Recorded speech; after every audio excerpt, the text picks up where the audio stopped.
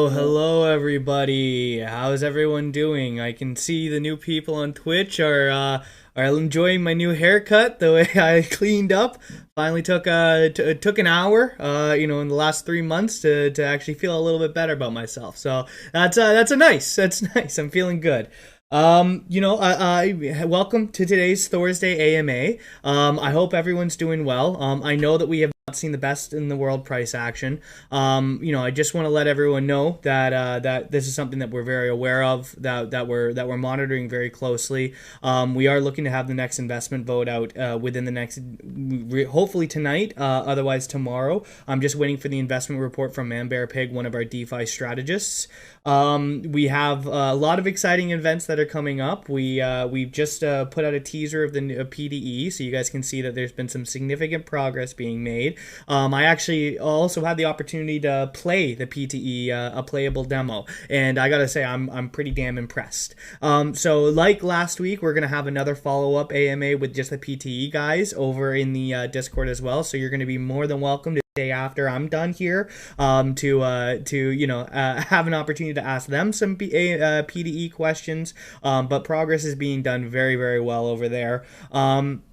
We are looking at sale pressure. We are looking at a bunch of different things right now. We are looking at the taxes as well, whether or not we're going to be incorporating some function to encourage people to hold, instead of claiming out the rewards every day. That's what we're looking at. We're also looking at tweaking the numbers for what the protocol sells. Even with the reduced sale pressure of V2, we want to see, we wanted to take a week to really gauge what's going to happen price-wise with that reduced sell pressure, and then reduce it further to really have an accurate gauge to see how much in the way our protocol would be affecting the sell pressure, the buy pressure on the token price. That's all that's being done. I also just want to confirm, we've confirmed with Certic, we will be having the audit out for Monday. Hopefully, depending on Certic's timeline here, we're looking at about a Monday where everyone's going to be able to see on their dashboard where we are in the audit process. We've had a connection over there. Luckily, with my experience over at Hive, I've already formed out that relationship with the Certic organization. So we hopefully expect that this is going to be done in a relatively short period of time. But the cool thing is about Certic as well is they have that dashboard that you guys can watch and see for yourself. So that's something that's going to be very beneficial as well. So you guys can at least monitor the progress and know that if there's a delay for whatever reason, we're waiting for Certic on that. So those are just some of the updates I wanted to get out of the way ahead of ahead of this AMA. And then what we're gonna do is we're gonna do our normal process here, where everyone on Twitch can enjoy watching me on Twitch. Hello. We're gonna be going through our standard written questions and then moving on to some live questions as well. After I'm finished, my AMA always lasts for about an hour and a half, maybe 2 hours, depending on how things are going. Once I'm done with my AMA, we'll be having TC, Striker, a lot of the other PTE guys up, so they can start answering questions as well. But it's been a lot of progress has been made in a very short amount of time, and we have a pretty firm deadline here on a May 1st release. So we're really expediting and increasing the team behind the PTE, and the progress that's being made is pretty phenomenal. I also just want to say, in addition to that, we've talked about the metaverse side of things for a little while now, and I just want to let everyone know that the development on that has been going very well as well. That's a totally different development team, totally different developers on the PDE. These are actually people who are very familiar with the Vox language, which is the language that you code within Sandbox. So our land is being utilized. I've seen what's been built out there. I'm very excited about that. But that's definitely, what we have to do is we're also going along Sandbox's time for their playable spaces to become public. So we're looking that as soon as Sandbox is released out to the public, we're launched as well on our metaverse, and we're ready to go. So we've been making a lot of advancements in so many different ways right now. It's been pretty crazy from the team perspective. It's been very exciting, and obviously short-term price action is difficult for us all to watch right now, but I have a lot of confidence in the future and the amount of utility we're building into our ecosystem. That's the kind of cool thing about the fact that we have, a lot of emissions that are going out without a question. But what we're doing, like unlike what we've ever done before, is we're building out all these additional utilities to where, people buying Thor token for a node is really just one of the major utilities that we're going to be offering. So I think we're going to be seeing an immense amount of buy pressure, especially with the PDE. I think this is going to be a home run of a game. This is something that we put a lot of thought, a lot of work into, and I'm very, very happy with the progress that we've made in this short amount of time. Obviously, there's significant amount more progress to be made, but having said that, it's looking really good. And we're definitely looking like we're going to be able to hit all of the deliverable days that we've specified out in the Medium posts. We do want to have an update out regarding the AMA in about 4 days or so, 4 or 5 days. We'll have another update. Yeah, so things are going damn well. Even with some of the negative price action that we're experiencing, we're putting our heads down and we're really just focusing on working and building out the utility within this ecosystem, because we know that the only way that's going to increase our price and to have more buying pressure come in is to increase the ecosystem offerings that we're offering. So instead of hanging out in chat all day and arguing with fudders and arguing with toxic people, we're putting our heads down, we're getting to work, and we're allowing that work to speak for itself. Perfect. So that's my little bit of the intro, my little spiel that I do at the beginning of every single AMA. Let's get started with the written questions. Go ahead, Yusuf. Awesome, let's get straight into it. So Guru asks, would it be possible to add a button in V2 on the webpage that allows how much Thor we can claim, as opposed to claiming all of it by default? That's something we can definitely look into. That's something that we'd be wanting to introduce. Like, if this is something that we will offer, because it's something that we've talked about internally as a team as well, we'll be offering it with the new UI. We are planning on having, some more insight on the new UI later on this week, potentially at the end of the weekend. We're going to have a lot more information out regarding what the UI is going to look like, because we're at the very, very tail end now of the design, and now it's going to be moving over to the implementation stage, and it's a relatively quick and simpler process to implement. So I'm hoping by the end of the week, early weekend here, we will have a timeline on when we can expect that new UI to drop. Excellent. This question also ties into UI.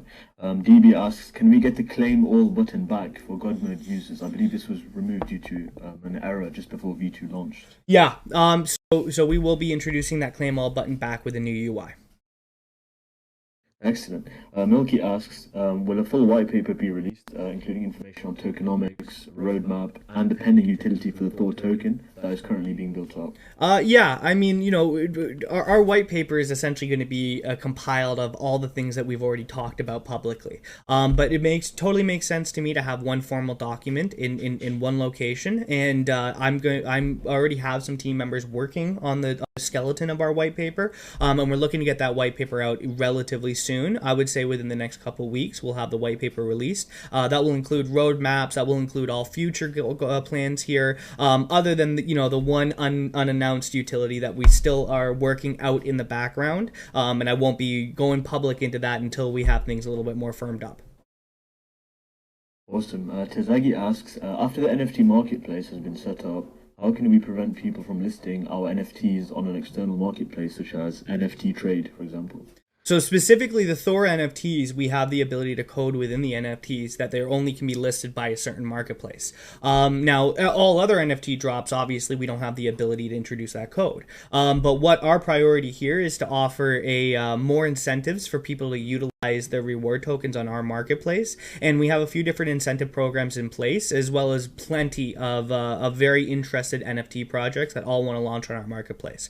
So it's going to be a situation where we learn over time without a question, but I do project it's going to be a pretty simple and reasonable process for people to want to list their NFTs directly on our marketplace. As for the Thor specific NFTs, they're all going to have to be listed on our marketplace in order for them to be listed.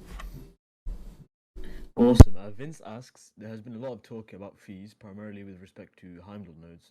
At current price, the Odin returns around 1000 USD per month, and so increasing the node fee for it from $80 to 85 would barely affect my net rewards as an Odin holder.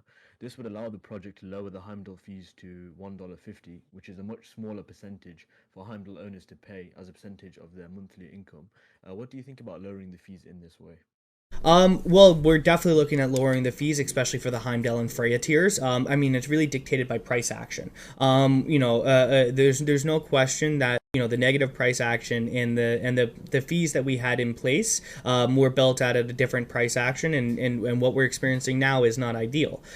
So what we want to do is we're monitoring the situation. That's the reason we gave everybody, nobody's nodes were due when we released out the node fee. We gave everyone a month, so we're trying to gauge what's going to be happening to our token over the next month. As we get closer to when those node fees are actually due, we will be adjusting especially the Heimdall and the Freya tiers. We aren't looking to increase the Odin tiers though at all. Odin will be sticking at that $80 price point. What's going to be happening, instead of charging Odins more and taking that discount and giving it to the Heimdalls and Freyas, we're just going to take the hit and we'll just be discounting the Heimdall and Freyas. As I said so many times about this maintenance fee, we're never going to make it unprofitable for you to have a node, and we're never going to eat into a huge chunk of your profits. And obviously at current price, that's what you're looking at. That's the reason we've given everyone this extra time. That's the reason we've told everyone, hey, don't pay your fee until it's due, because we want to see what these upcoming elements that we have are going to affect the price, and then really gauge from there on what the new fees will be. Lovely. MD asks, have you ever considered doing KYC or auditing as a service? With the reputation that Thor and the Union of Transparency have built, this could be a great revenue stream for the protocol. It can be a great revenue stream for the protocol. The problem is, the reputation that we built through UOT and with Thor is really important to me. It's really everything that I have, and I'm really dubious about offering that credibility to other projects, especially projects that I don't have a direct influence over. Having said that, a KYC service is certainly something that we're looking at and we're interested. I've had a lot of projects that want to join the Union of Transparency, openly docs to me as an individual. It seems like a lot of people are very comfortable doing that, which is, pretty fantastic. On the audit side, though, the audit side requires a significant amount of work, and there's a significant amount of due diligence that needs to go into place. So in order for, Thor, for example, to offer an auditing service, I think we need to progress significantly further than where we are now.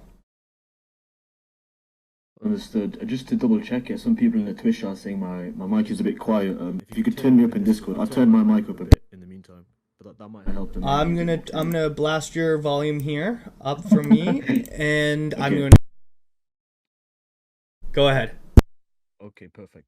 So WebAn asks, is it possible to include a feature in the new UI that shows you how much Thor your nodes are currently generating on a daily, weekly, and monthly basis? That would be a great help.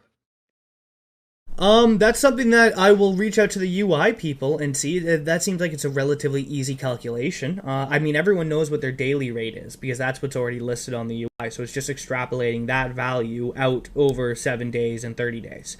So I can't see why not, but I don't want to say unequivocally until I've had a chance to talk to our UI team. Perfect.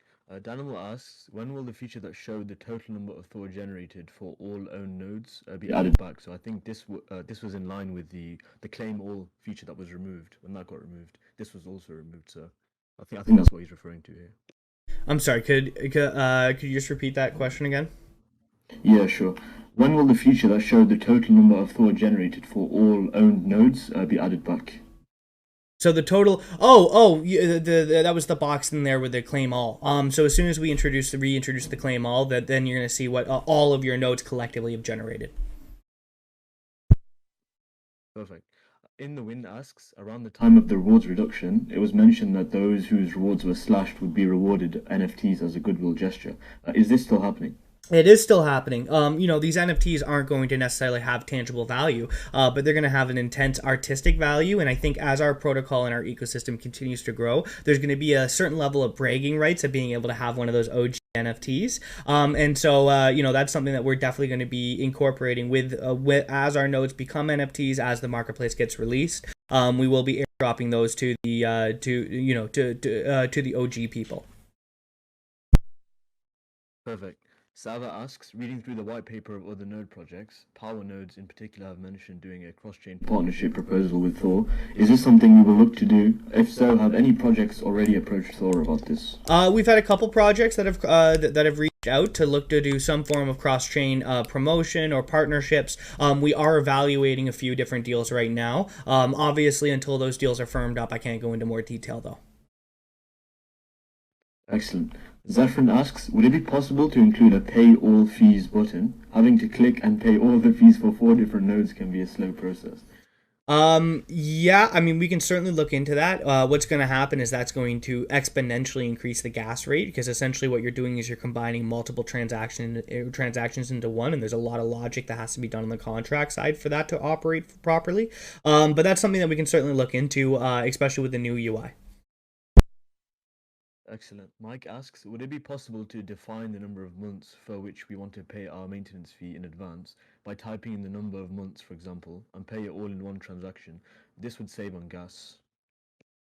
It's a great idea. That's something that I'll go back to the team on. I'm not sure the feasibility of that from the contract side. I mean, I've been very clear. I'm just essentially a talking head. I'm the guy who does all the talking and organizes the teams. I'm not a developer myself, so I don't want to speak to a developer question when I don't necessarily have the answer.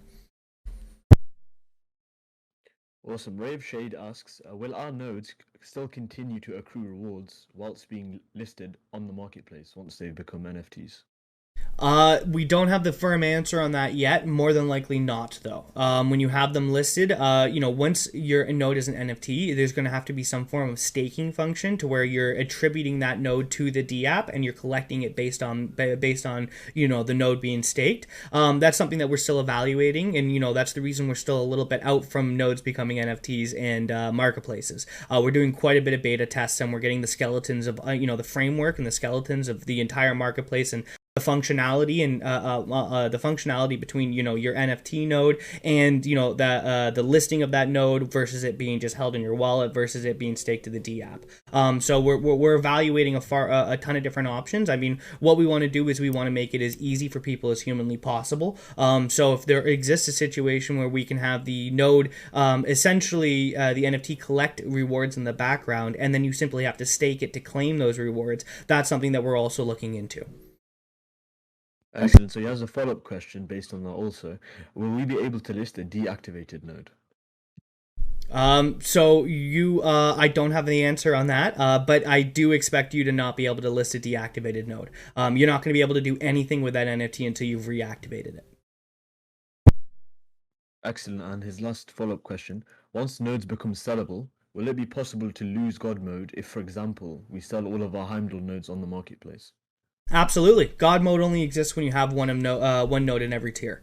So, the smart person who wants to maintain their God mode, and especially when the metaverse is out and there's different, tangible benefits to God mode other than just cross compounding, you're going to be in a situation where you're probably going to want to hold on to at least one of each. Lovely. Pseudo Judah asks, will the devs consider dropping the auto sells to 1% as a temporary way to aid price action and then possibly increase it by 1% per day until the new UI is launched? This would allow the protocol to possibly generate some hype. Yeah, I mean, what we're actually looking at, and this is what we've been evaluating over this week since V2 has been released. We're looking at limiting every protocol sell that the protocol can possibly sell. So that's everything excluding the 5% that goes directly into the liquidity pools. So that would be having 95% going into the reward pools, 5% into the liquidity pools, 0 to the team, 0 to everything else that we have it broken down to. So that's something that we're looking at. We've been using this week to evaluate price action and to see what happens. And then we're looking at more than likely Monday where we're going to flip the switch there and really limit any possible protocol sells and see what effect that has on the price as well. Excellent. AJ's Wargaming asks, when the dev team adjusts the auto sell settings, can we perhaps be informed with an announcement stating the amount that was adjusted? For example, if it was an increase or a decrease, and if so, by how much? This would be an excellent show of transparency. 100%. 100%. What we did with the V2 is we have announced exactly what the new protocol cells look like. It's decreased from 46% down to 30%. And then as we've continuously tweaked this, we will be announcing the new tweaks. Certainly until we see some significant price action on the positive side, we'll not be looking at protocol increasing the sales. We'll be looking at purely decreasing it. What we want to do is we want to have a firm understanding of what that 16% difference between V1 and V2 is, and then to see what that additional difference between are the new amounts in the following week. Excellent. Conan asks, with tomorrow's AMA, I would like to suggest the following structure for each AMA. We could start with an update on the treasury status and the tax collected by week. We could have an update on investment status. We could have an update on any issues regarding code and how they're being resolved. We could have a listing of the amount that we've collected from maintenance fees by week, listing some upcoming investment options since we are due for that, and then perhaps an overall summary of the protocol.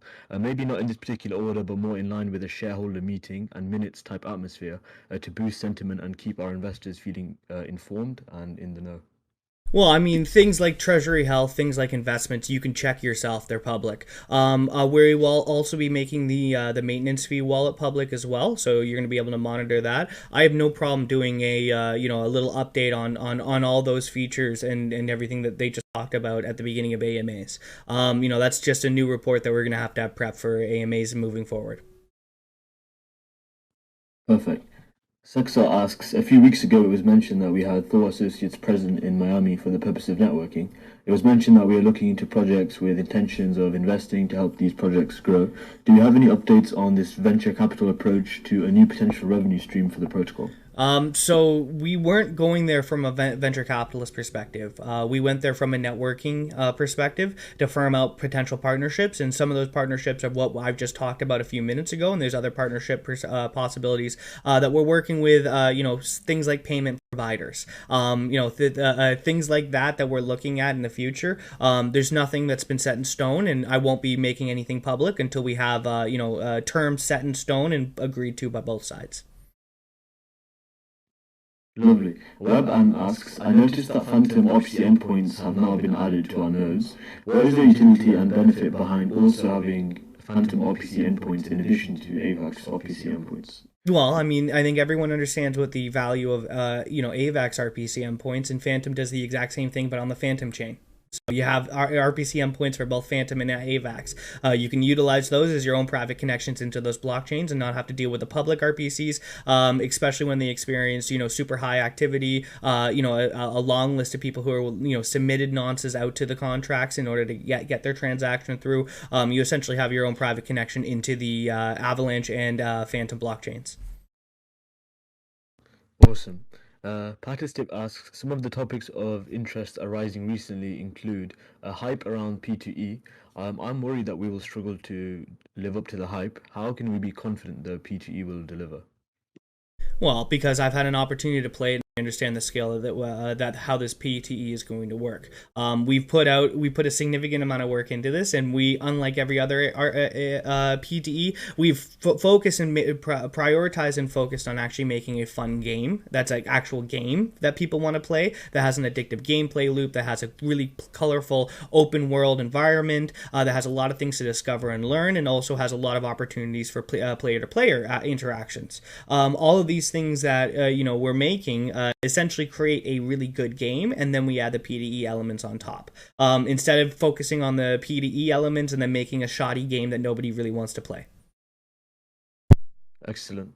Another thing he mentioned was that people miss seeing developers such as Heimdall and Mjolnir in the chat. To see someone from the core dev team dropping by and giving small updates would help sentiment greatly. Is this something we could push for? I'm more than happy to push for that. I mean, as you can imagine, developers are extremely busy. They've literally killed themselves to get V2 out. Everyone's been working ragged at that. And what they're trying to do right is take some rest, and there's no rest because we're not seeing the best in the world price action. So they're working on a lot of things contract wise and back end wise for that. I will certainly ask Heimdall and Mjolnir to make a presence in the chat. I mean, most other communities, especially communities at our size, with the developers aren't in the chat. We rather have the developers working and then have dedicated people for the chat in the chat. Excellent. Another thing you mentioned was gas fees. So some people encountered unusually high gas fees when trying to use the quality of life feature. Do we have any idea as to why this is happening for some individuals?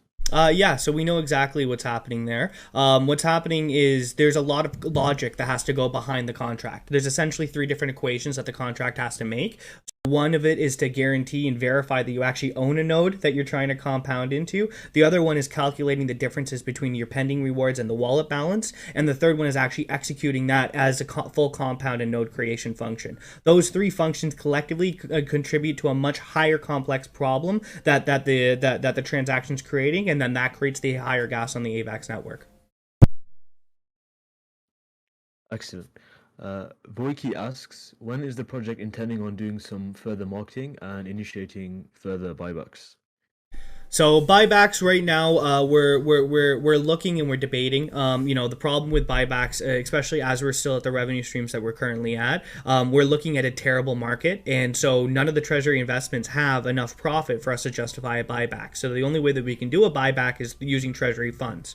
At this point, right now, with our current buy and sell action, that is essentially a fantastic way of lighting treasury funds on fire and to never see it happen again and have that buyback swallowed up almost instantly. This is something that we're evaluating. We're open to it, and we will do if absolutely needed. But what we'd rather do is contribute a lot more money into the PDE, for example, and then further treasury investments, and actually have our money make money, and then utilize those profits for buybacks.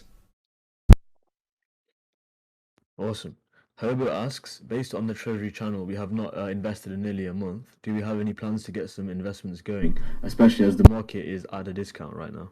100%. So we've just been waiting to find some bottoms. We've been monitoring the market very intently, and the problem is, right, with all this war stuff that's going on and the geopolitical issues, we're kind of teetering on this knife edge, and so we're trying to see what's going to happen, especially with BTC, if it's going to fall below that sub $37,000 price point, and if it does, then we're potentially in a bear market free fall scenario.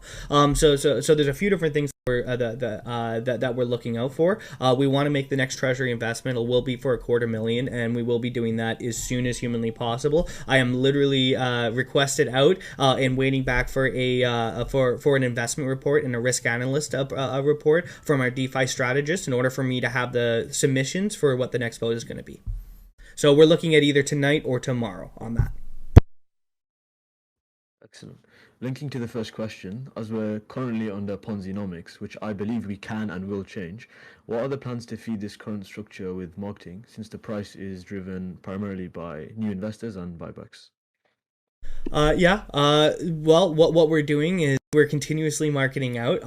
We've done a fantastic, we are the largest node protocol community in DeFi. That's not done by people who don't understand how to market. All right. So we're quite large, and we're trying to grow out as much as possible. So we are looking to do some more paid marketing now. We are at that stage. We're looking to team up with some marketing companies to help us out with the paid marketing. I'm very good at organic marketing. I don't have a huge amount of history in paid marketing, and I'd rather see dollars being spent in a much more intelligent way than me just trying to figure it out. So we are looking at that, but once again, our marketing comes down to where our performances go. It's where we continuously add more interactions into our ecosystem. We add more utilities into our ecosystem, and those utilities actually serve as the marketing funnels, because what that does is that introduces a lot more people into this space that may have not been wanting to be part of nodes, like the PDE, for example, right? The PDE is going to have a lot of people who are buying Thor token to utilize it as the in-game governance token, but don't own nodes and aren't interested in owning nodes. That introduces us to a huge new audience, and that's being done simply through our activity within the PDE gaming space. Awesome summary. So next one, linking to that as well. This question is somewhat speculative, but as the farms we have on the platform have dropped over 50% TVL from all-time highs and presumably been sold. What do you think of the idea of trying to generate some protocol liquidity from external forms, like Thor Finance has done with Phantom and Tomb, for example? This may draw more lock liquidity into the project that would otherwise be invested elsewhere, though this would also require marketing focus. We're looking at we're looking at a few different things to increase protocol and liquidity. We'll go into more detail on that when we have things more firmed up with specifically partnerships. Lovely. And the last part of his question was, this is more of an operational question. Do you think it's wise to diversify the team's focus on a secondary game project at the same time as we're trying to rebuild Thor's contract, UI, and price point from the proverbial ground up? If so, why? So no, and this has been covered multiple times. It's not the same team. We have multiple teams. So I'm managing 3 different teams. One's a UI team that's completely independent from the back-end developers who are developing the contracts. We have the main developers that are developing the back-end contracts, and we have a full-out gaming team, which is its own dedicated team. We also have a full-out market metaverse team that's its own dedicated team. That's the reason Thor is at about 30 or almost 35 people now within our organization. That's the way that we've been able to simultaneously work on all these functions at the same time. Excellent. And this is the last question coming from Metaman concerning claim tax structure. Could we have some discussion of the current claim tax structure? Presently, the person who wakes up to sell his Thor tokens daily gets taxed the same amount as the person who's been holding for weeks. When ROT was active, there was a reasonably strong incentive for people to hold.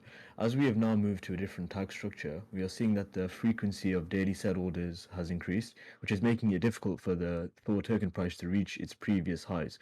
I understand that the team wants to focus on utility in order to abate sell pressure, but this could take a while to fully flesh out. As an investor who is passionate about Thor and believes in this project, I wholeheartedly believe this team has the ability to make the necessary changes and turn this around. In the meanwhile, a more strategic tax structure would be a good place to start.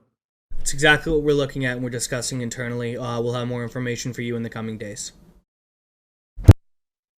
Excellent. That's everything for the live questions. I'll just quickly read out. Obviously, we're going to move to the live questions now, so I'll read out the topics that we've already covered. So if you're listening and watching now on Twitch, please don't ask these questions. The recording will go up later, so you can check these ones later. So please don't ask any questions in regard to the white paper, the claim all button, the Thor claim button, external marketplace for Thor, node fees based on the current price, Thor becoming a KYC company, node reward generation numbers, total unclaimed reward totals, OG NFTs, rewards while listed NFT, dropping the auto sell to 0%, how the P2E will be successful given the hype, the Phantom RPC, hype around the P2E, devs talking in chat, gas issues, marketing and buybacks, investments, protocol liquidity, diversity team focus, and claim tax structure. So yeah, that's everything. We can move on to the live questions. I loved reading out that list. I hope everyone on Twitch had a little bit of a show there because I was just putting up my fingers for every single point that you're putting down there. So yeah, if we can please avoid trying to have repeated questions up. This is something that we're trying to make this entertaining and informative for everybody. And so, when we have people who go, oh, well, I just joined and I haven't asked, I don't know this question yet. I'm encouraging those people just to listen to the recording because more than likely we've covered that question. So perfect. I'm going to be inviting the first set of people up here. Daddy Pants, average. Okay. Yeah. Okay, this is Wolf, bro. Yeah. I just wanted to add to your response for gas, just because a few people have been mentioning things around what you said there. Just to add to what Loki said, the increases in gas only really apply to the quality of life compound and normal compounding because, as Loki said, they use more memory and they have to take from 2 contracts.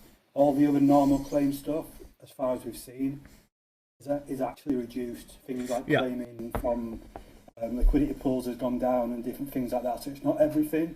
It's just those 2 functions, and they were put there in V2 as basically a safety. So we've chosen safety over usability, which is obviously something we want. I just wanted to add to that.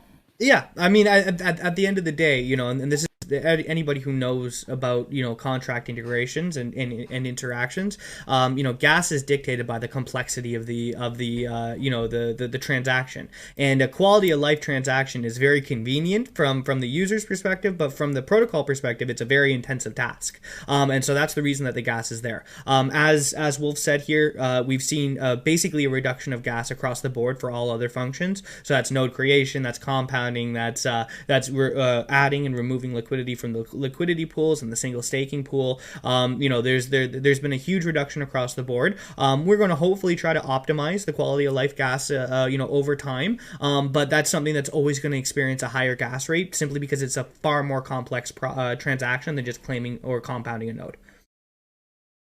Perfect. And also, it depends on how many nodes you have. Yes, yeah, that also plays a factor. Yeah. Awesome. Average crypto investor, go ahead. Hey, Loki. Hey, brother. So, two quick questions for you. So, first one is around the governance tokens for P2E versus the Thor protocol. I know previously we were utilizing Snapshot, and we were utilizing our nodes as our governance for measuring the vote weight on those. Mm-hmm. We mentioned Thor token is going to be the governance for the P2E game. Stryker had mentioned that utilizing governance in this fashion is going to result in a burn for the Thor token, which kind of seems counterproductive to me, and it seems like it's going to impact our emissions. Can you just talk a little bit more about the two governance structures that we're going to have at play there? Sure. So, I mean, a burn is essentially going to a wallet that's not being activated, right? Where we can actually send those tokens, the burn, quote unquote, burn tokens, over to a wallet that, is accessible. So we can pull from that back to the reward pools or distribution pools or whatever needs to be done. They aren't taken out of, but it's effectively what they're done is they're locked up and taken out of circulation. So that's simultaneously provides that positive price action for people buying the token to utilize that token in the game, but it also limits the amount of tokens that are circulating in supply, and then allows us to reintroduce those tokens at specific times. Gotcha. So rather than it being a burn, it's more of a lock. Much more of a lock. A burn is kind of this catch-all term that everyone uses, and so I totally see what you're saying here, but we're not going to be in a situation where those governance tokens are removed out of existence. They're just removed out of circulation, and then we can have the ability to decide what we want to do with that at a later time. Awesome. Thank you for that. And then second question, this one actually kind of folds into the first one. It seems like, I know I saw you in the God mode chat the other day, and it seems like there's a lot of confusion around the technical aspect of how smart contracts work and exactly what's going on and all that kind of stuff. I was thinking it might be beneficial for Thor to have some sort of educational series. I saw Titano's currently working on publishing one as well. I thought it might be beneficial if Thor talked about, all the different wallets that we have at play, specifically the routing contract and kind of what we're doing there to try and understand things a little bit better, but also the microeconomics at play and what supply and demand really means, because it seems like that's what people are really upset about right now with our reduced buy pressure. That's a great comment. I think that would be immensely valuable. Right now all of our current manpower is really tied up into the different utilities in the ecosystem that we're building here. But I am currently fielding in. I actually just put out a developer tweet yesterday, asking for more developers, asking for anybody who wants to join the Thor team. We're evaluating and we're currently doing some due diligence on some applicants, and there's no question that once we have that, we will be designing out content and educational content to make sure people really understand what's happening on the back end. Perfect. Thank you very much. Awesome. Thank you, man. Those were some great questions, my friend. Perfect. Daddy Pants, go ahead. Hey, Loki, thanks a lot for the time, and I appreciate what you and the team are doing, buddy.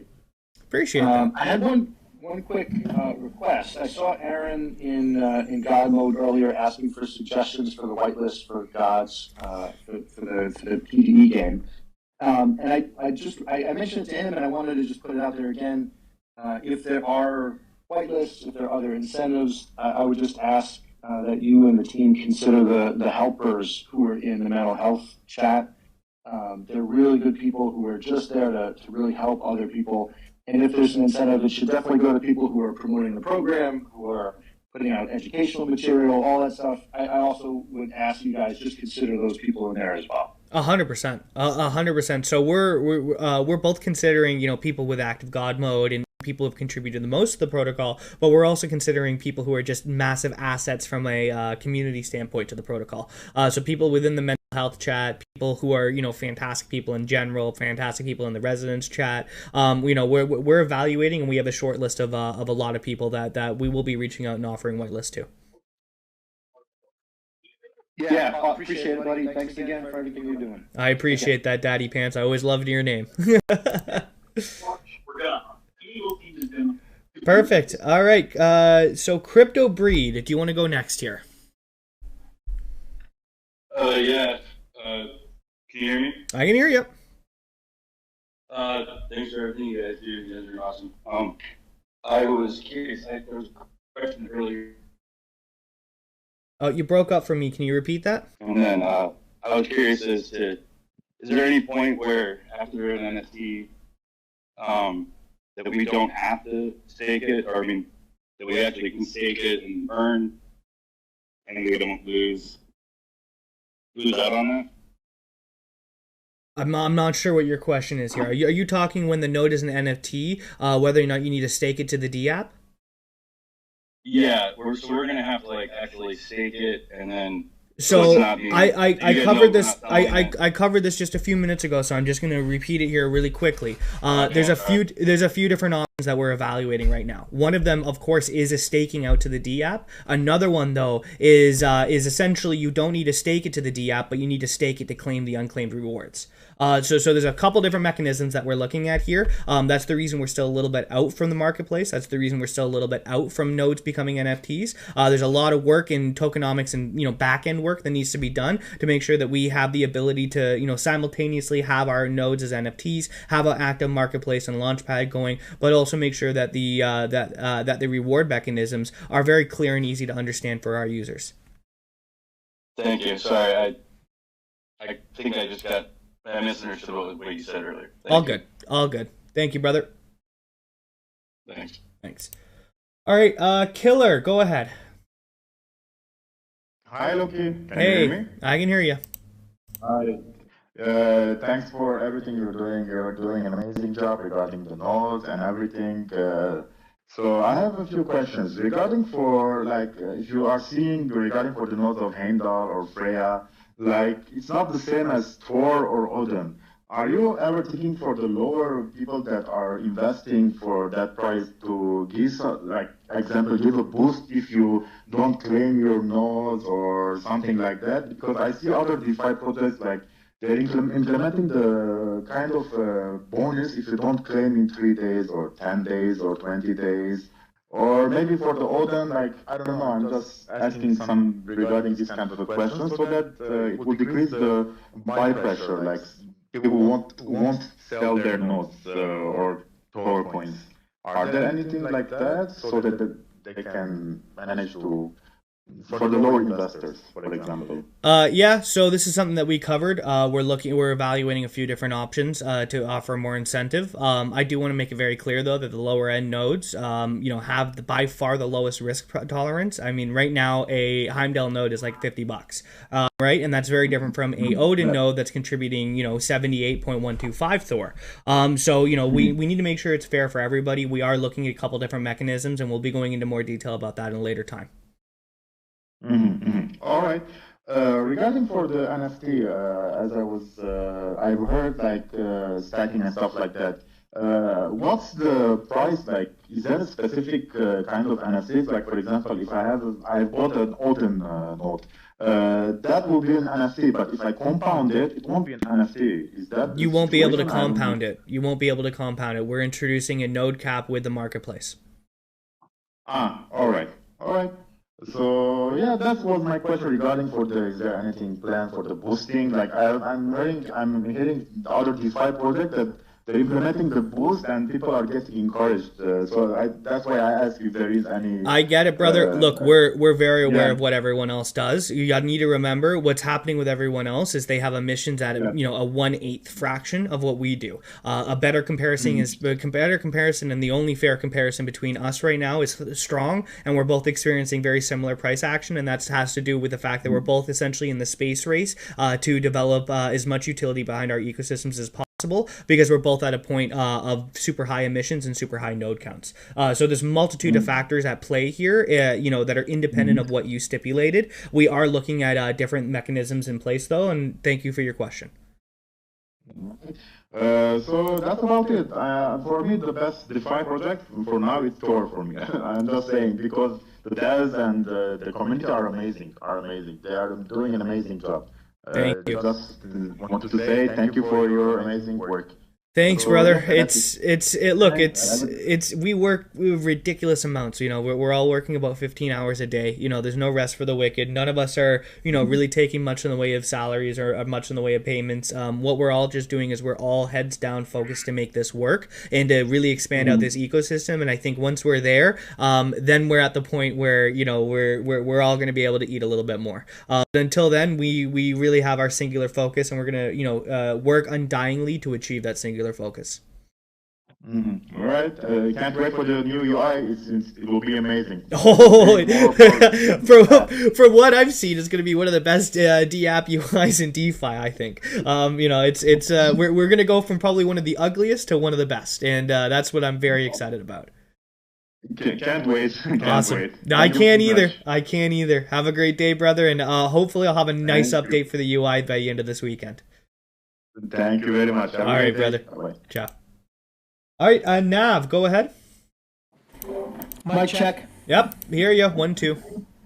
Good to hear you, Colin. Shout out Yusuf, Excalibur, the whole squad. So a real quick one, and I don't know if Yusuf was alluding to this, Colin, with his very eloquent breakdown of the topics you guys have already covered. When he mentioned that the claim all button will be coming back in terms of rewards, was that also alluding to a pay all button for multiple nodes that we might have with multiple tiers, and we can knock them out with one transaction? Once again, that's something that's we've already asked here. We're figuring out, and we're still seeing from the contract side how possible that is and how much that would increase the gas. Because as we've covered, especially things like quality of life, once you start adding on a lot of nodes, it exponentially increases the gas. So we're working out a couple different options, and we're evaluating a few different options to be in line with the new UI. Good to go. Appreciate you, buddy. Keep the hammer down, man. Thanks, brother. Let's talk to you guys next week. You too. All right. See you, Nav. See you next week, Nav. Perfect. Matthias, or Matithis. Go ahead. I can't pronounce your name.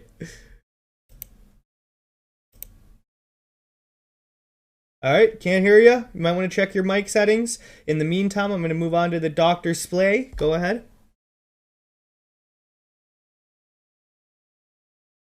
The doctor? Come off mute. Oh, sorry about that. How you doing? I'm all right. How are you?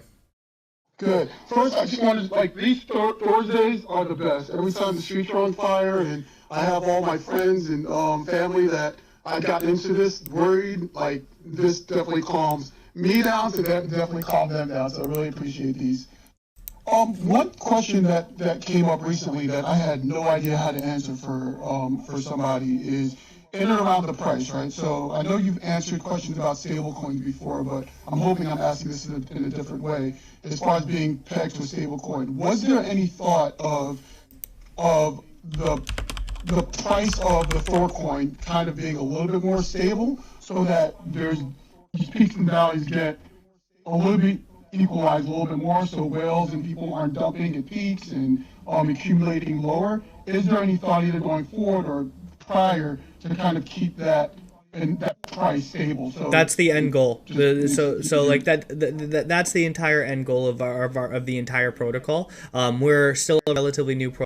We've been around for 3 months. We've done a huge amount in those 3 months. That's the reason we're working so hard on making out these utilities and building out this ecosystem. Because once you have the ability to do that, it turns things to be, it creates a stability within the token price, and then those revenue streams are then also utilized for buybacks on a consistent basis. That also helps stabilize the price. If we could click our fingers and make the price completely stable, we would, but there's more factors at play, and so our job here is to increase the utility and allow the utility to speak for the token price.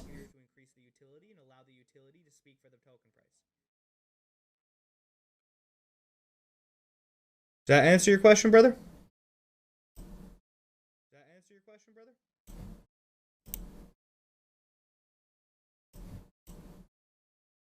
All right, Doctor, I'm going to assume that answers your question. Can't hear back from you here, so I'm going to send you back down to the audience. All right, Shay, go ahead. Hey everyone, thanks for having me. Huge fan of this project. My question is on the whitelisting and for the beta. Stryker sent out a tweet maybe last week before, and was just saying shoot him an email.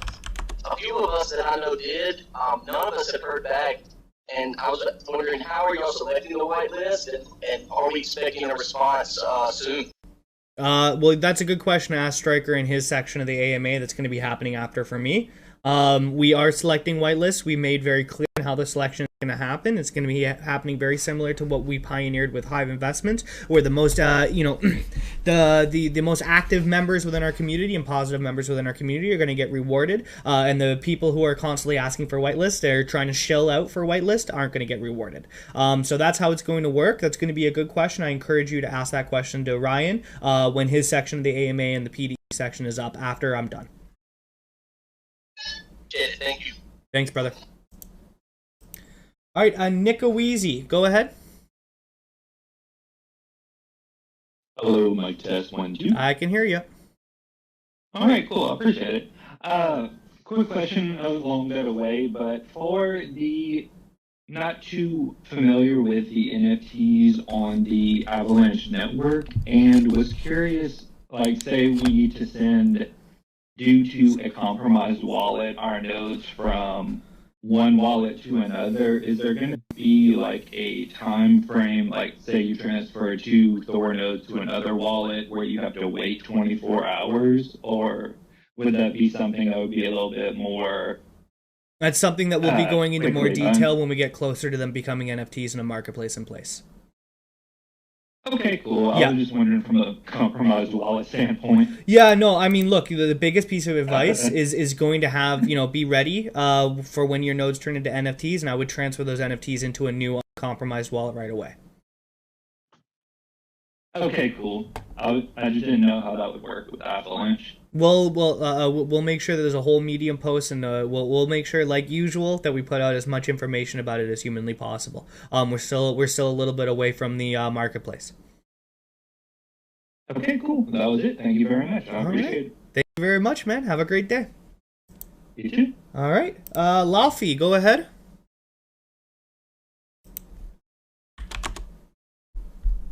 Hey there. Hey, can you hear me? I can hear you.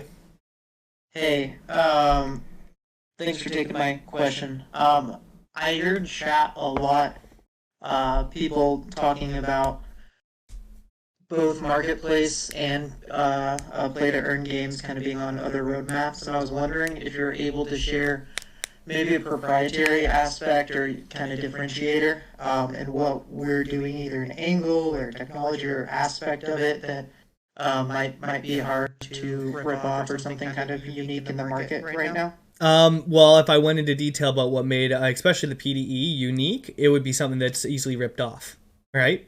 So it's not something it's not something I'm going to publicly say. What I will say is compare every PDE that you've ever seen, and then compare just for example, the little teaser I dropped of the open world and the stylized behind those graphics, and you'll realize that we're doing what we're considering the next generation of play to earn, which is a game first and play to earn aspect second. And rather than, just tokenomics and a really crappy game that nobody wants to play. That's the reason a lot of play-to-earn games fail, is because their games aren't fun. So we've really focused to make sure that we're making a really fun, addicting game, and then incorporating play-to-earn aspects in addition to that. Okay, thanks for that answer. I had a sneaking suspicion that might be where you go with that. So as a follow-up, how do you view risk in terms of when it does release, in terms of other people kind of ripping off and doing their best to copy it? Well, I mean, look, I can encourage everybody, it's the same reason why we have a bunch of forks of nodes in this industry, right? But there's still not a single project that has had the amount of community engagement and interaction that we have. We are in a unique position to where we have one of them, or if not the largest community within the entire node DeFi space. And what we're doing is we're utilizing that community to offer more incentives for that community to stay within our ecosystem. So other people can copy, they're not going to be nearly as successful as us. I think that's a really good point. Like people that don't even, like Thor come into the Discord because it's the best community out there. Yeah. And if we can utilize that community in any play to earn, then that right there by itself is a unique differentiator that's our is secret relatively sauce. proprietary. That's our secret sauce. And so I look, and it's the same reason why we have a bunch of node forks that pop out of nowhere, right? They're more than welcome to try. They're more than welcome to try to replicate what we've done, but they don't have the team that we have. And this team has been a team, I'm sure the OG people can remember the first set of moderators that I had, right? And, they just weren't quite at the level that I was expecting. And, I've laid down a very clear way that we communicate with our community. And that clear way that we communicate with our community is why we're special and why we've grown so much within this space. And that's something that other people can try to replicate, but they're not going to be able to. Yeah, and can you imagine like a rug after spending however many hours on your world? Oh my god. And then something like that, or just updates stopping or something. Exactly. I've definitely been a part of those games. Well, there's been tons of those games that happens all the time because they're just simple forks and they take a week and a half to make, and then it's a quick cash grab. Just like how our V2 contracts were built from the ground up, just like how our metaverse game is being built from the ground up, our play to earn game is being built from the ground up. The amount of work and investment that we're putting into this project, it would make no sense, for us to do anything nefarious with it. It makes a lot more money for a project that works really well and has a good, active, dedicated community playing that game rather than just a quick cash grab at the end of the day. So we encourage other people to try. They're not going to be as successful as us because we, unlike other node projects, have been battle tested. We've gone through crashes down to $15 and recovered. We've gone through, a bunch of other projects rugging. And Jesus Christ, when we first started, we had Ring that stole $350 million. And all of that concentrated FUD came over to us, as if like we were the same teams at all. We've gone through the ringer, and I think we've really proven our resiliency and how committed we are to make this work. And I think that's also the reason why it separates us from everyone else. We're battle tested. We're time tested. A lot of other protocols aren't at this point. I think that's another in-baked layer of value with UOT is the play to earn, because people are going to put a lot of hours clocked in on that, and having that assurance is definitely something. Last thing, it's not a question, but it's a warning that I will be unloading my entire wallet of one Heimdall every day until Big Black is giving the role of CEO of Thor Financial on Discord. Hey man, I don't take too kindly to threats. It is what it is, man. I got you by the balls. So I'm expecting that to be done in the next day or two. If you want the price action to move up. Yes, sir. Yes, sir. You know what? I don't often negotiate with people threatening me, but I'm going to have to negotiate with you. I'm going to have to make sure Big Black gets his own special role here. We'll give him the honorary CEO role. We'll give him the honorary CEO role. He's definitely earned it now. He's a fantastic member of the community. That's some nice funniness that you just brought to us. Thank you very much, brother. We'll give him the honorary CEO role. He's definitely earned it now. He's a fantastic member of the community. That's some nice funniness that you just brought to us. Thank you very much, brother. I think the world needs it right now, right? Yeah. Oh, geez. Do we ever? Man, thanks for taking my questions. God bless. Thanks, brother. You too, man. You have a great day. Do the same. All right, brother. Oh, he already left for himself. Perfect. Nobody, you're up next. Hey, can you hear me? Yep. So, my question is, are you familiar with the changes to how fees are paid that Vapor nodes are doing? Yeah, I'm very familiar. Is this something that you would be looking to do in the future at all? Something that we're looking at. We're not a big fan of glomming off other people's ideas. We like to make our own ideas. So we have some ideas behind that, and we'll be going into more detail at a later time. Okay. Sweet. That's all I had. Sweet. Thank you, man. That was quick and easy. Yep, no problem. Perfect. Thanks, Nobody. And I'm not calling you a Nobody. That's his username, everybody. So don't think I'm just bullying him or something. All right. Thanks, brother. All right, Matthias, I'm going to give you another chance here while I invite up a few more people.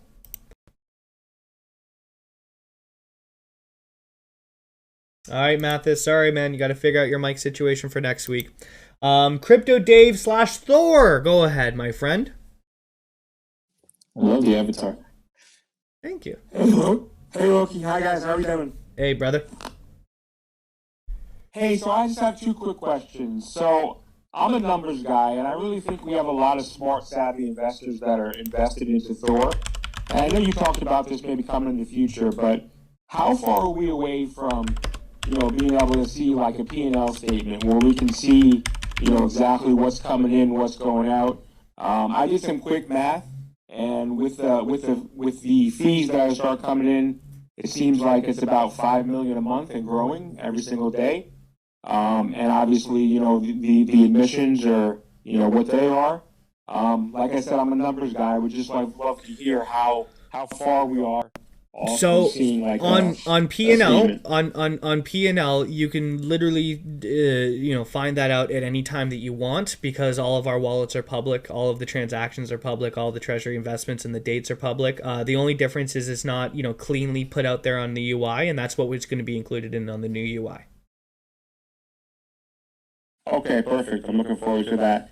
And then just another question. I know, with the UOT and everything that you guys are building, with what's in the news, especially in the U.S. with regulations, how far ahead are we of, what they want to do to regulate, DeFi and crypto in general? Like, what are some of your thoughts about that? Well, I'm going to start off by just being a little bit of a gloat, because this is what I've been talking about for the last 3 months, and this is what I said. This is coming down the pipeline, and this is why we made the UOT. This is why we're creating this organization. Well, this is why we're trying to self-regulate ourselves within this industry to demonstrate to the Bidens and the regulators of the world that we are on the ethical side. We're here to protect investors, and we'd rather work with regulators than let the boomers who fundamentally don't understand our industry be the ones that regulate us. Having said that, we're very aware of what different regulators are really looking to propose. Luckily for us is this is a really decentralized protocol. So the founders are all over the world. I'm all over. I'm in Canada. We have people all over the world here, so it's going to be very difficult for a single regulation to affect us. But to me, it just really speaks to the value and the priority that the UOT needs to be, and we need to have this launched relatively as soon as possible. The good thing is also on the UOT front, we have a good indication and a good relationship with some people who have legal familiarities with the SEC, and so we're going to be leveraging those connections and that ability to help us make sure that we're on the front side of any incoming regulations. Yeah. Awesome. Thank you for that answer. I just want to thank you and the whole team for what you're doing. I just want to unmute on Discord. All right, Red Medic, do proof. Red Medic, I see your comment. Go ahead, give proof. That was a phenomenal interview, and you answered it with ease and really answered tough questions. So again, thank you for as hard as you guys are working, and I'm a big supporter, and just want to thank you guys. Thank you, brother. I so appreciate that, man. It's really difficult. It's really difficult for everybody to be patient, and I understand. We live in an environment that goes at a mile a minute, and so when we have 1 week goes by, another week goes by, and we still don't have the play to earn game out, people are going, oh well, the project's dying and nothing's being done. But unfortunately, when we're talking about the scale of development that we're building out, this stuff takes time, and so it's going to take some time for all of these different aspects to come out. What I can say is I'm very confident about the future, especially when these things are out. We're going to have a very successful ecosystem. Awesome. Thanks a lot, guys. No worries, man. Thank you very much for your questions. See, look at you guys. You think I don't look at the comments. I look at the comments. All right, Default, your turn up. Hey, can you hear me? I can hear you. Hey, so I have two questions. The first one is about the V2 contract audit. So, I mean, we've been told before that the V2 was already pending and was being audited by Certec, I believe. And since the V2 contract was announced 3 days ago, is there like a difference? Like, are we going to audit that as well, or yeah? Is there... So the V1 contracts were sent out to HashX, and you know, we at this point have stopped following up because it's a moot point at this point. So we've just chalked that up to a loss. But what we have is we have our dedicated Certic booking for Monday. So I have a relationship over at Certic. I've made some relationships over there. You know, it was mostly done for Hive and for Hive's contract audits. And so what we're doing is we're leveraging that connection to help us out over at Thor as well. So Thor will be up on the Certic dashboard that you're going to be able to monitor and view. Ideally by Monday, you know, we're going to be submitting out those contracts, and we're really looking forward to actually utilizing Certic rather than HashX this time. It's very clear that, you know, we should have done Certic from the beginning, and now that we're at the stage where we can choose the new company, especially because the community already voted for it, we are 100% going with Certic, and I can't wait for us to start posting out and sharing that dashboard so everyone can keep track of where the audit process is at. Okay. Yeah, I was a little bit confused because I thought we already sent the contracts, and I was like, but we just like released it 3 days ago, like, but you know, that's why. Yeah, no, it's V1 to V2, right? So like when we initially launched, we launched as a ring fork, right? So it was essentially the ring contracts with some small modifications. You know, we increased the gas, we fixed the exploits and things like that. But it's become very clear over time how bad of a decision that was to launch like that. So that's the reason we've worked so hard over the past month and a half to make these brand new contracts. So essentially, our protocol is completely independent now of any kind of fork in the past. We are our own protocol on our own contracts. It's all custom made. But of course, that means that we need to have those new contracts also audited to make sure that the, you know, protection for everybody is there. So that's the reason we're sending it out to Certic as of Monday. Okay, cool. Yeah, my second question is, once the marketplace is out, are we going to be able to rent our NFTs? I know this was talked about before, but I don't know if it was answered. It's a cool concept. It's something that we're looking into, and it's something that we'll go into more detail once we get closer to the nodes becoming NFTs and the marketplace entering the market. Okay, cool. Thank you very much. Thank you. Have a great day. Thank you. You too. All right, the Mad Hatter, go ahead.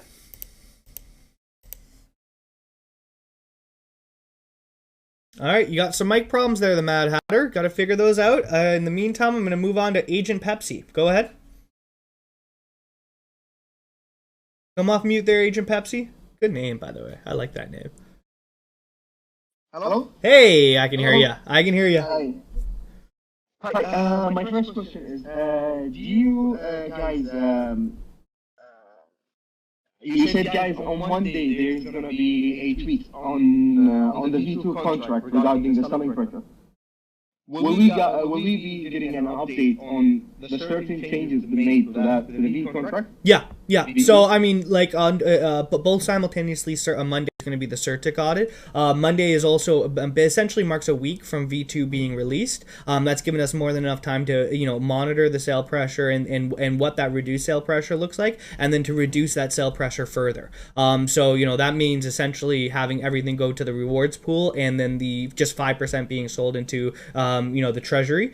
Sorry, not into the. I'm sorry, into the LP pools. And then making sure that no other Thor is being sold. We will be alerting of exactly the differences that will be happening on Monday when we flip that switch. Okay, my second question. When the price is going to start recovering, many people who are still waiting to get their ROI, they're going to be, and there are so many people accumulating their token now. How the price action, or what is the countermeasure going to be to make the price action survive this selling pressure? If the price action survives. Through utility, through utility, through people purchasing the token to utilize in other in other items other than creating a node. Right, so this is what we've gone on about 1 million times now. When you have, say for example, a very popular game that people really enjoy playing, and they utilize a single token as that the reward token that you receive from your nodes as the governance token within that game, that provides a huge amount of buying pressure that's independent of emissions or new nodes being created. The whole goal here is to create an entire ecosystem of utility behind a single token. But don't you think that is a big gamble? Because for these two measures, the NFT market and the play to earn. To achieve what you're saying, we need a constant interest in these two new add-ons on the project.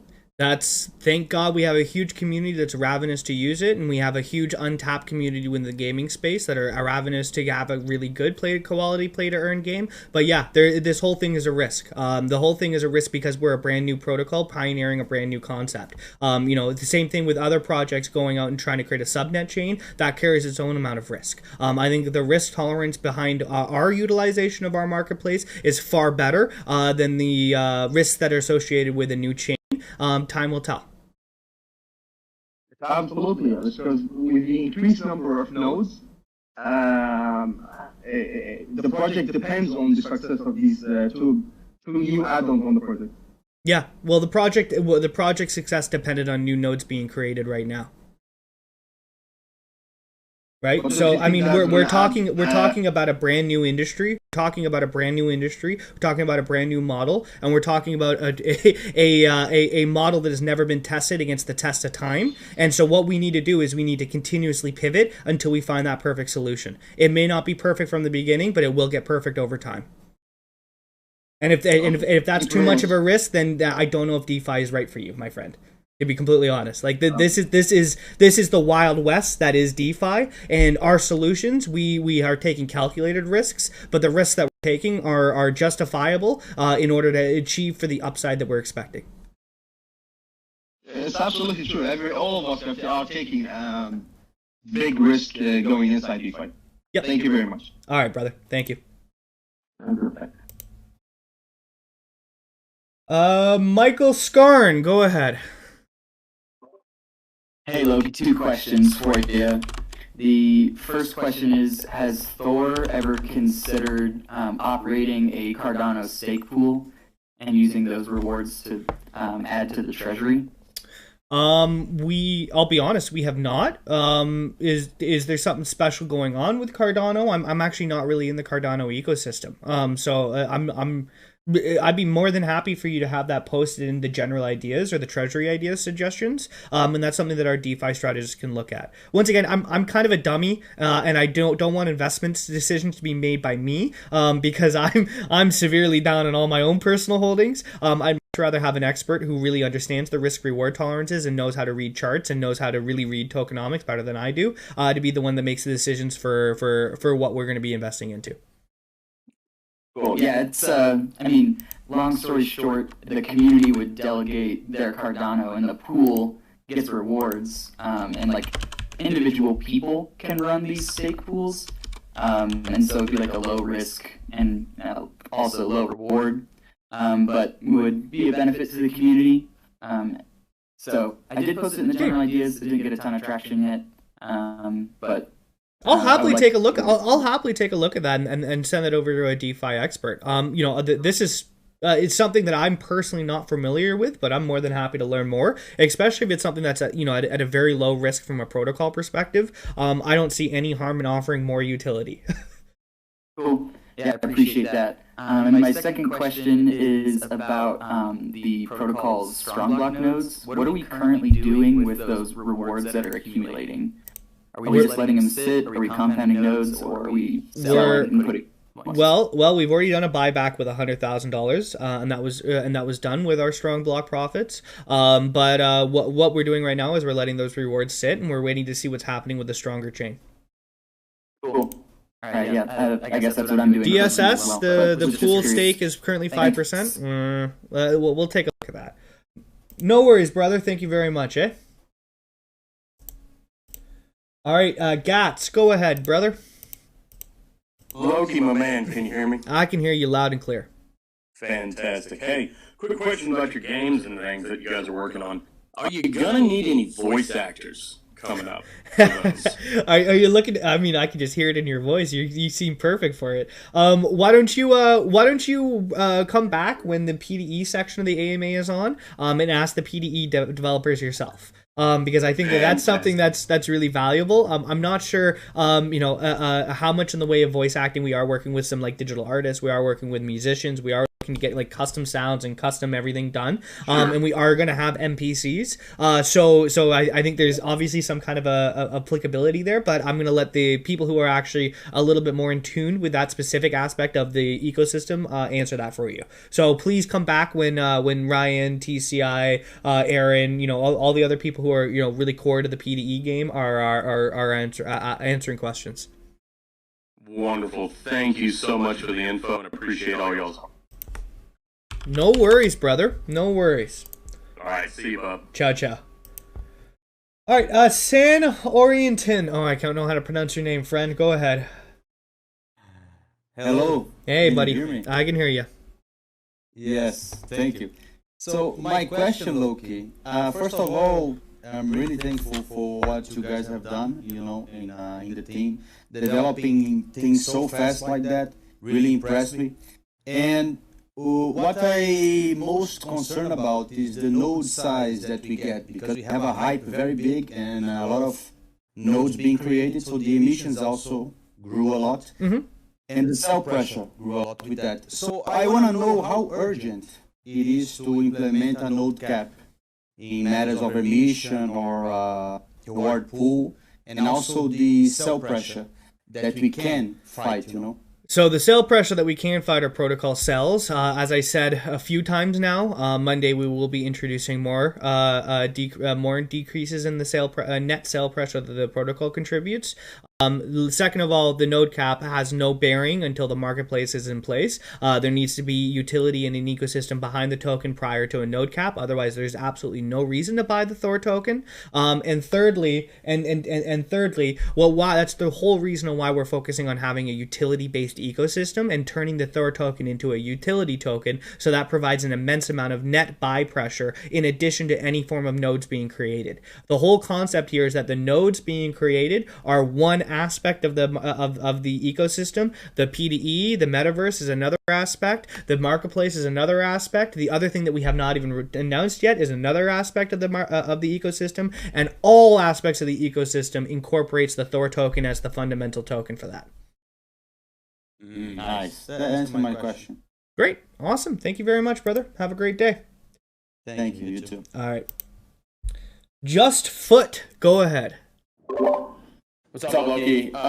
So quick question for you, and it may be more applicable to Ryan, so you can tell me that if so. But I saw, with Avalanche releasing subnets, there was mention of, that PT earn game kind of looking and applying at that program. I understand that helps with scalability and stress on the mainnet, but was just curious, what are the advantages of being on a subnet from a protocol perspective? There's a few different advantages. These are things that we're looking into, and we're reaching out directly to the AVAX Foundation to really understand how the implication of a subnet into the Thor ecosystem would work. And is that something that could be applicable to Thor Financial as well as the PT game? Yeah, I mean, look, wherever we can derive value, especially from our host chain being AVAX, we're looking to derive that value. So it's really going to depend on how our integrations and our interactions with the AVAX Foundation goes. Absolutely. Okay, that's all I had. Appreciate it. Thanks, brother. Appreciate it. All right, the Mad Hatter, go ahead. Check. Can you hear me now? I hear you perfect, brother. All right, awesome. When you were talking to Gas, I just realized my questions are based around the P2E marketplace, and so I will exit and save that for the further P2E conversation. Hey, man, I so appreciate that. Thank you very much. You just helped my mental health there a little bit. Hey, no problem, man. All right, good luck with the rest of the interview, and I'll switch back in later. Thank you very much, brother. All right, awesome. Ozman, go ahead. Hey, like, can you hear me? I can hear you. Okay, so I had a couple of quick questions, comments about the maintenance fees, right? Mm-hmm. So you have to pay them in AVAX, is that right? Yes. Why can't you pay them in Thor? Is there a reason for it? Yeah, the very simple reason is that 100% of the maintenance fees would then be sold, and that would contribute an immense amount of sale pressure to the token. And there's a lot of other people who are carrying... There's a lot of other people who are holding and carrying AVAX that are paying with fresh AVAX for their maintenance fees and compounding with their Thors. So we're either looking at a situation where 100% of the maintenance fees are sold and contributing sell pressure, or we're looking at a situation where a fraction of that is being sold and contributing to sell pressure. I think you can figure out which one's better for the protocol. So I'm just curious. So you want everybody to invest in Tor, right? Get the Tor tokens as a rewards, right? But you yourselves don't want to invest in Tor, right? We're heavily invested in Thor. I think you fundamentally misunderstood what I said. Okay. Because you said that they would have to be sold right away. Why would they have to be sold right away? Because the Treasury, okay, so if the Treasury wants to go invest into a protocol, can we invest into that protocol with Thor tokens, or do we have to invest in that protocol with the AVAX or a stablecoin? I mean, you probably have to swap it, yes? Yeah, then that's the exact sell pressure I just stated. So our Tor's Treasury doesn't have Tor? Thor's Treasury does maintain a significant amount of Thor, as stated by our tokenomics. What we're trying not to do is we're trying not to increase that level of Thor by an exponential rate. Okay. All right. And I mean, as somebody mentioned, it's probably around 5 million every monthly as a revenue from maintenance. Let's say, we get rewards in Tor, right? And let's say Tor price is below what you should expect, for example, right? Is there going to be some kind of a revenue profit sharing between the shareholders? Like in other form other than Tor, for example? No. The revenue and profit sharing mechanism is done via buybacks. So how do you decide when to do a buyback? When the time is right and then we have the feasibility to do it. Okay. We've done about $400,000 in buybacks, and you can view them directly in the buybacks channel. Okay. All right, man. Thank you very much for your question, brother. All right, Colondis, go ahead. Hey, how's it going? How's it going? That one hurt me. That one hurt me, everybody. That one was frustrating. I'll throw in the suggestion thing, but yeah. Did you guys ever think of almost like self-repaying loans that you would take? So the people that had a bunch of Thor that was being generated, and all of a sudden you take a percentage and you get money up front, and meanwhile over the 4-week section or however you do it, you would take 10% or 15% or whatever it would be from providing that loan down the road, obviously, when things are a lot more sustainable. Almost like a kinetic energy or a kinetic money situation on the Terra ecosystem. Yeah, I mean, that's something that we're looking at. It's something that will be going into more detail when we have things more firmed up. Yeah, but it's definitely something that we've thought about. Yeah, it's definitely something that we thought about. It's not a bad idea by any stretch of the imagination. Nope, that was all. I just figured I'd throw out my 2 cents. Cool, brother. I appreciate that. Thank you very much. All right. Ricardo Crooks, go ahead. Hey, just a quick suggestion. And are we ever going to have the ability to rename our nodes? That's something that hopefully we'll have out with the new UI. I'm not going to make any single promises. Okay. I messed up on my naming convention and I want to buy hundreds. So. Well, don't let that stop you. Don't let that stop you. That's something that hopefully is going to be introduced with the new UI. I don't want to make any promises because there's a lot of things coming in the new UI. But the cool thing is, because we're like essentially an organic project where we're constantly growing, cool ideas like that can be added in over time. Okay, cool. All right, that's it. Thanks. Great. Thank you very much. And here, just before we go to the next question, if Excalibur, Yusuf, Aaron, if you guys could just get the play to earn guys, just have them get ready. I'm going to be having them come up probably in another 10-15 minutes. Absolutely. Beautiful. All right. So thank you very much, Ricardo. I'm going to move on here to my cutie Quinn. Go ahead. Hey, Loki. Thanks for everything you do. First of all, thank Mods, Yusuf, all you guys. For monitoring us and helping us through all these times we've been with Thor. So I just had 2 quick questions. And the first, I'm not sure, maybe I'm out of the loop, but are we like moving treasury funds to, well, I guess a portion of treasury funds to any sort of like yield farming to kind of yield returns for the protocol? So we are in a couple yield farms, but we're actually looking. That's a great question. We're looking to team up with some yield, like professional yield farmers, and then allocating a portion of the treasury out to them. Just to have that constantly monitored and constantly have those farms, farmed for us.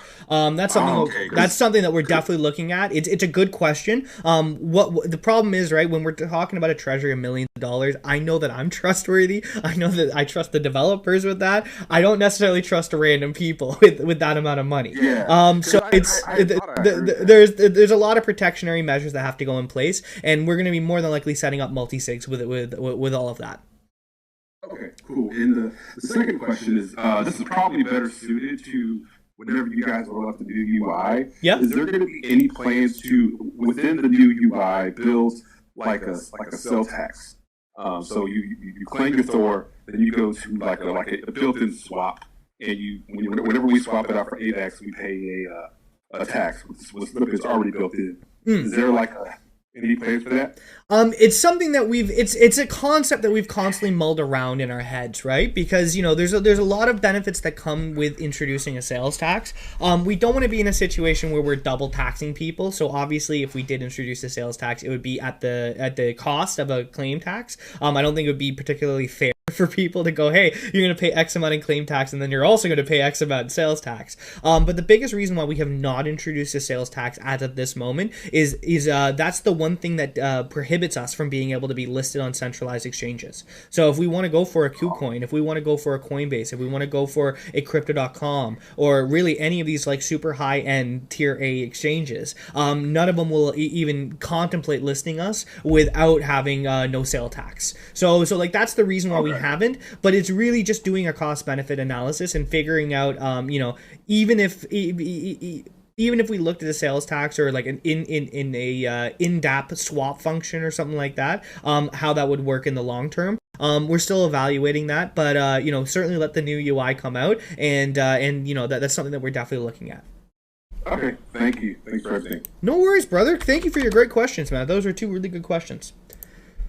Thanks, brother. Ciao. All right, Chillax, go ahead. Hey, Loki, what's up? Can you hear me? I can hear you.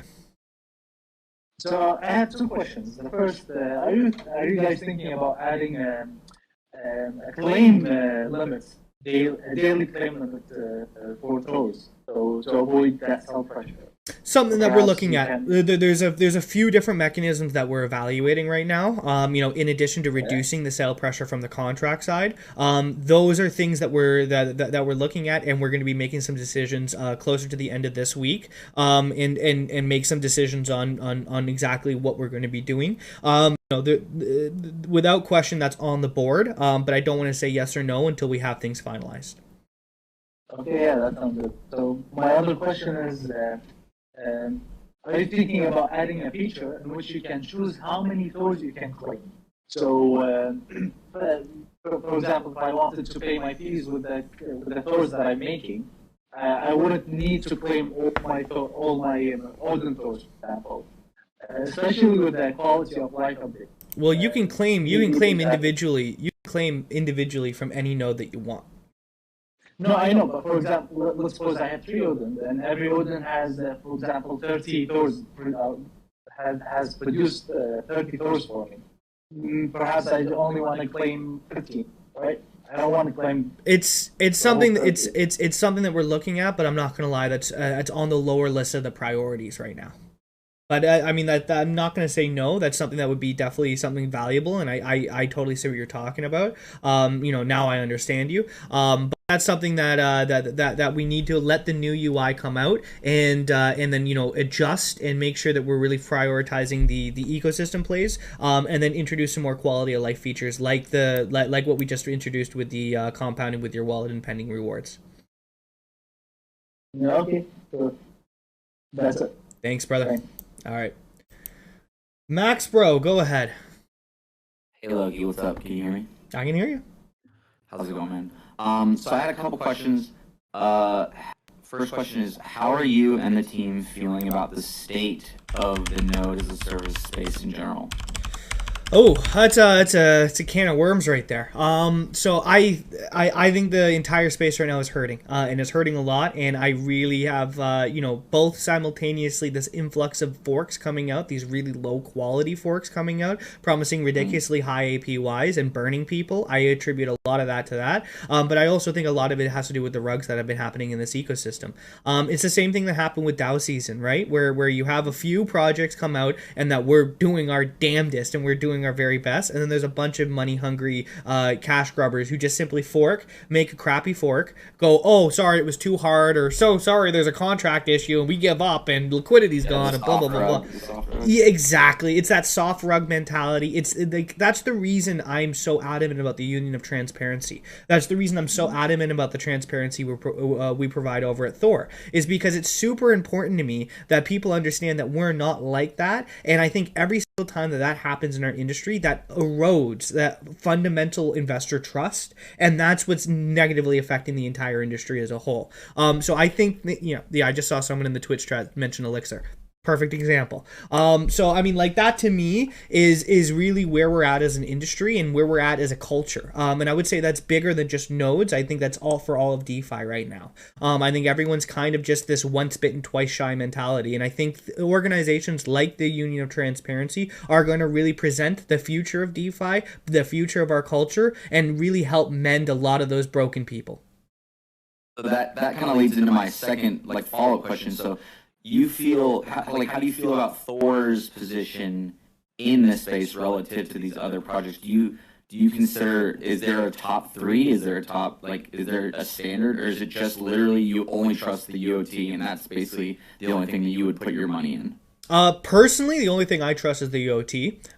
But there are high quality protocols that exist within this space. I don't want to go out here promoting everybody else. I think Thor is, I think Strong and Thor are basically the number one, number two, the Coke and Pepsi of nodes as a service, DeFi as a service industry. I do think other projects like I think other projects like PXT, and I think even Universe have some really interesting things that they're doing. Same thing with VPND. How dare I forget Vapor Nodes? VPND is also a very high quality project in my mind as well. But I think you're going to notice that once the UOT is launched, all those projects I just mentioned will be UOT protocols, because all of those projects have already gone through the processes and have started off the application processes to join the UOT. I think it's going to be very clear, and time is going to make it more and more clear that it's the UOT equals gonna make it, and that means everything within the UOT is a high quality, and I would not invest in anything that's outside of the UOT.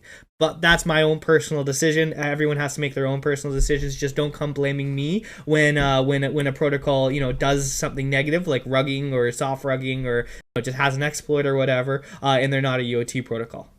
For sure. So the final question, and it's all in the same thread. Mm-hmm. How do you personally feel about the future of Thor? Are you excited? Are there things that we just don't even know about yet that you're just so confident in?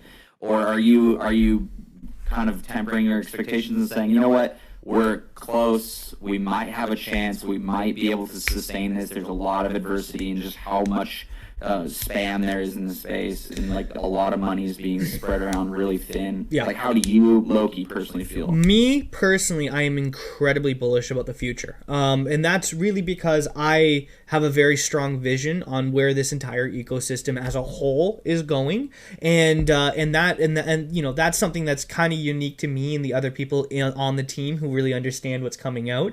I think things like the play to earn game could be. And I'm not trying to be overzealous here, but it really could be at that Axie Infinity level. It could be something that's producing hundreds of millions of dollars. It could be something that's extremely, extremely successful, and that success in baked funnels back into Thor as an ecosystem.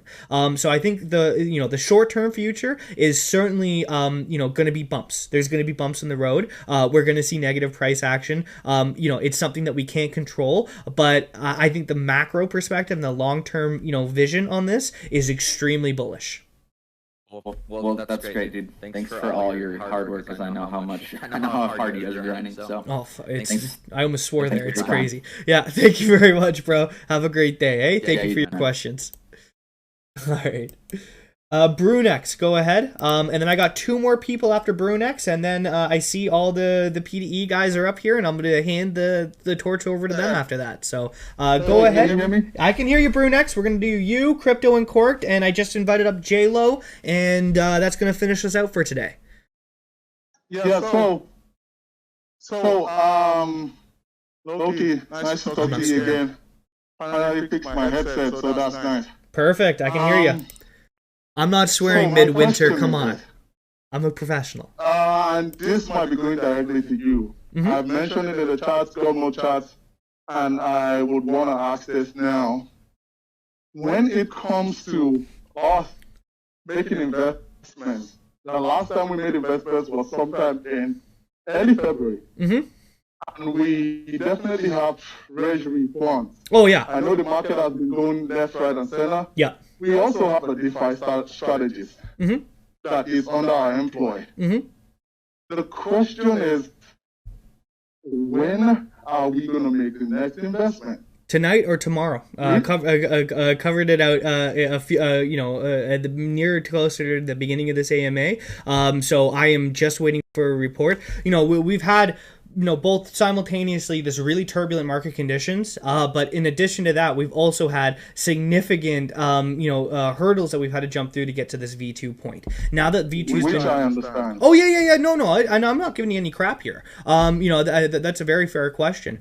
So what I'm doing right now is I'm literally waiting for an investment report being made by Man Bear Pig, one of our DeFi strategists. I'm waiting for that to hit my inbox. The second that hits my inbox, and I've done a little bit of time to do a little bit due diligence myself, I will be preparing the vote, and we'll be putting the vote out. So at earliest, we'll be looking at later on this evening. At latest, we'll be looking at tomorrow. So I'm a fan of Mafia Big. I've chatted with him previously, and he's a good sound mind.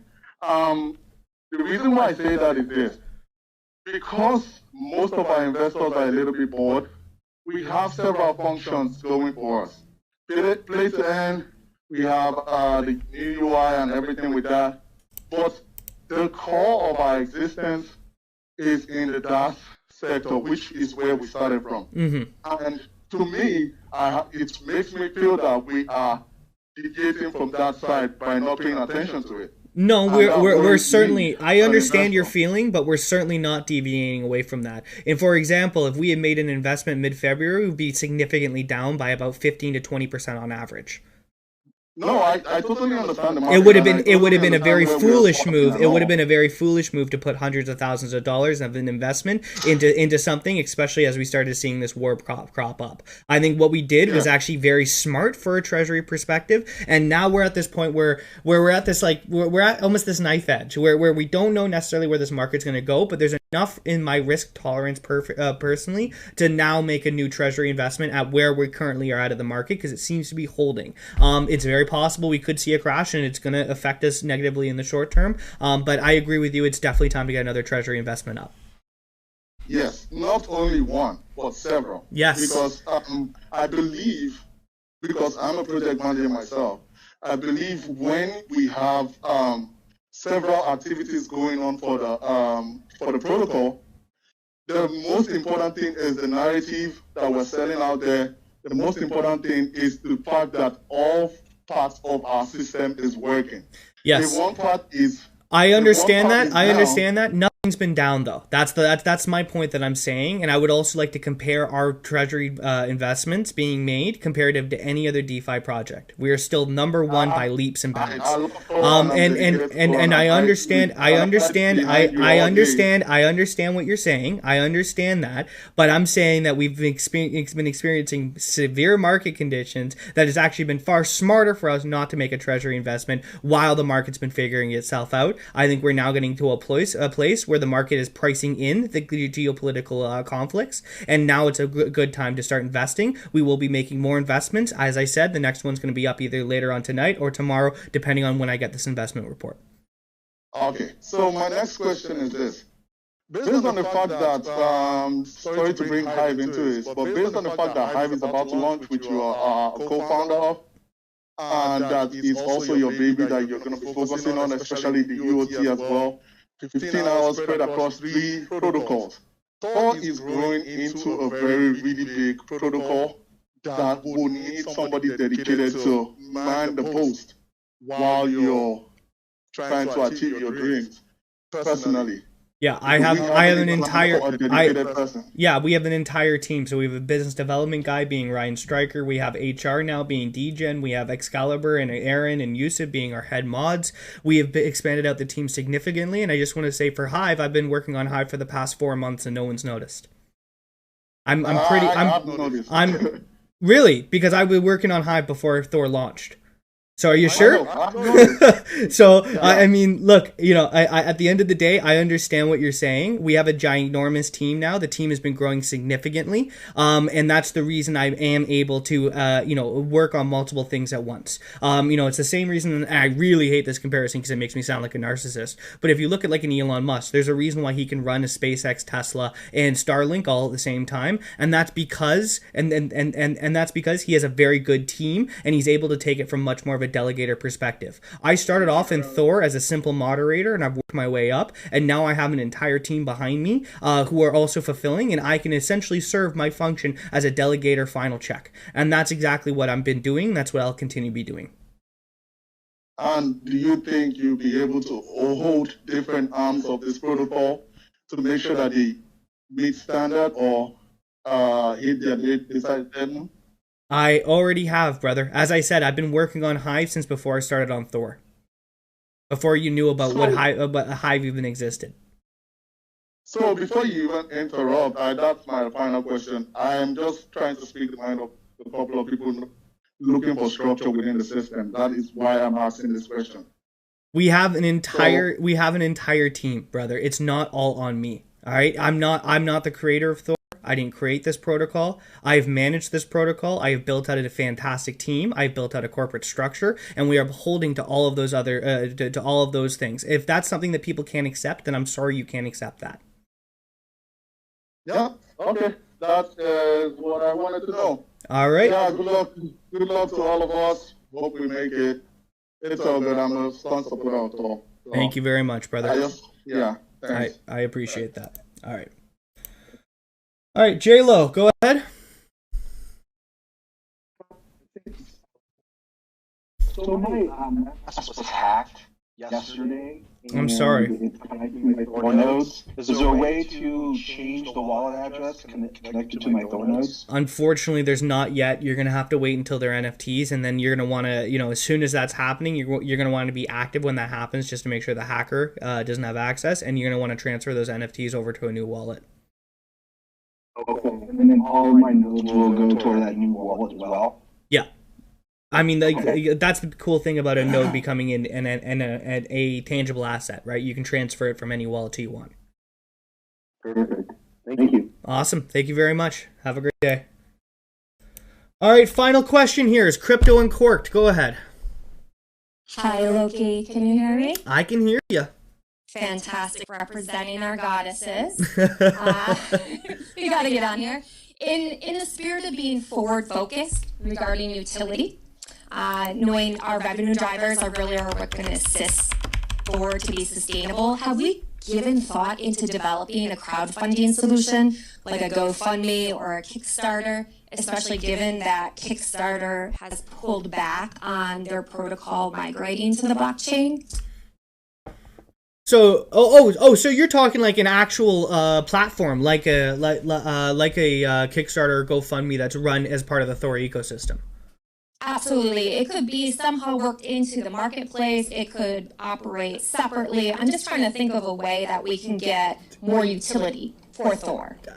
I think that's a really cool point. It's something, I'll be honest, I have not thought about individually. That's something that, honestly, put that out in general ideas and tag me in it. That's a great idea. I think it's a great idea.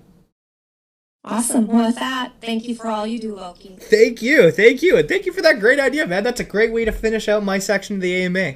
Awesome. Well, thank you so much, Crypto Uncorked. You're always welcome here, and thank you for representing the goddesses. I'm so happy whenever we have one of the ladies come up here, to show us not just a boys club that's going on. So, thank you very much for coming up.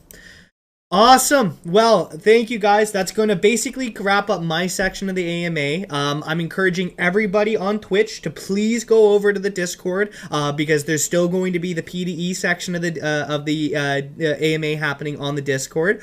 So we have about 400 people watching live on Twitch right now, watching my dumb face. Highly recommend you guys to head on over to the Discord. Make sure all your PDE questions are being answered. I'm going to be moving over. I'm going to pass over the torch here to David Doughton, to T-Sci, to DGen, to Aaron, to Ryan, and make sure that all of those specific questions can be answered. I hope everyone has a fantastic day. Thank you so much for coming out to another AMA. They're always fantastically fun. I always have a fantastic time, and I wish you guys the best of luck, and to have to make sure all your questions are being answered by David. Have a great day, guys. Ciao, man. Thanks, Colin. Bye, everybody. All right, it's just us now in the Twitch stream. Away, brother. Just us in the Twitch stream. So I just wanted to say thank you all to my. I'm going to. Up that have their hands up. I'm just going to deafen myself so I'm not losing my mind. Thank you very much, everybody on the Twitch stream. I hope you all enjoyed my nice new haircut. Hopefully it was entertaining. If I had any mic issues, please let me know because I did see some comments about that. I want to make sure in future that I get this better. I'm not gonna lie, I'm not the world's biggest expert at mics. I'm trying to make sure that we don't have a bunch of echoes and stuff like that. I want to just say I appreciate all of you guys. I do look at the chat here every time I can. I appreciate all the love. I love you guys as well. Seriously, thank you for having our back. We're going to continuously build some really cool features, and I think we have a really great future ahead of us. So this is just a little bit of a little extra thing here exclusively for the people on Twitch. All right, have a fantastic day, guys. It's always great to see you. I hope you enjoy my nice new look. Finally got a haircut. I'm feeling good about myself. There we go. All right. So ciao, guys. Have a great night. Peace.